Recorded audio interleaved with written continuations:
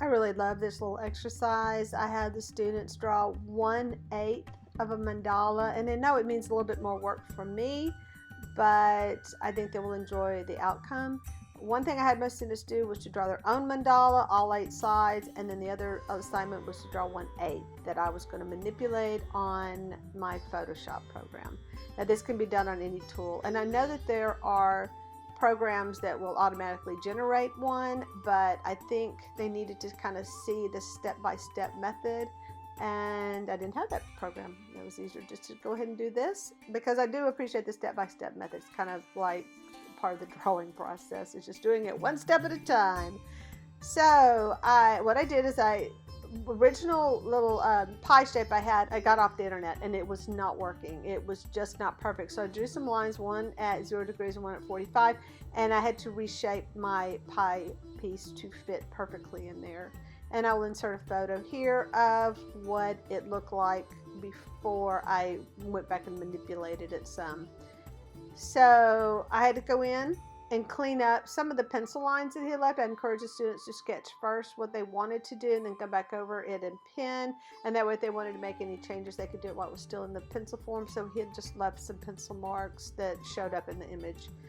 So I kind of went back and cleaned it up by getting a copy of that particular white, and using, instead of erasing, I used that as just to kind of match my whites. So clean that up very nicely in this case. And you could do a lot more work on it and touch it up at this stage, but we're not going to do that. I want to keep it as much as the student's original drawing as possible. Just want to sharpen it up a little bit. So then I don't even know what I'm doing right now. Oh yeah, I'm taking out the lines. Okay, so now I have my piece, and I'm going to make a copy of it. In fact, I don't even know what I'm doing over here on the side. What did I do? I'm watching what I'm doing. I forgot what I did.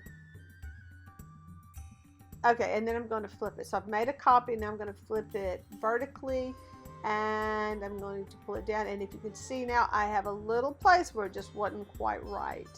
So I'm going to go in and join the two together. Have I merged them yet? Oh, I'm watching what I'm doing after the fact. Sorry about that. A little bit of a delay there. Okay, so I'm going to fill in that little white space because I just didn't like it. I wanted it to be solid black. And that is, I've done a few of these. Of course, it happened on the one I was videoing where I had them matched up really well and they didn't have to be filled in. This is one that did. So that cleaned up that line. And this is going to happen in this little project. It kind of just comes a little bit skewed. So I'm trying to watch what I'm doing as I'm doing it. All right, am I gonna?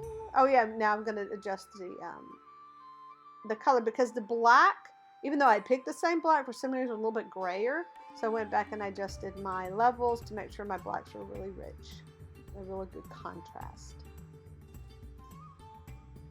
And I made a copy, except typically I don't do it the way I just did it. Of course I'm videoing and things don't move the way I've been doing it 8 other times, but yet when I start videoing it, I do things differently.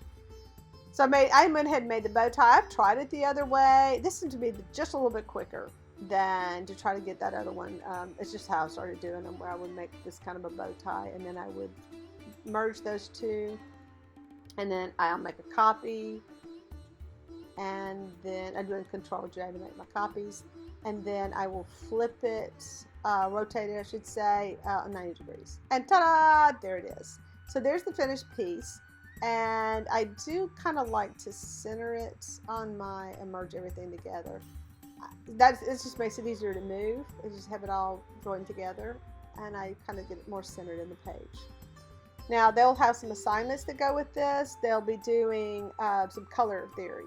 They will be making some type of, I'll have different things. I'll give them different options like tertiary colors, monochromatics, using complementary colors, using analogous colors, and using some type of a color wheel. But all of this is about radial balance, so I'm kind of combining the principles and elements of design on these next assignments. So for the students who have turned theirs in, obviously I made a little video for them, and I will also be sending them their sheets so that they hopefully can print them out if they have a printer available, or at least they'll know what's coming up for the next week. Anyway, enjoy watching this and how everything turned out. I think they all came out beautiful. I'm really excited for them.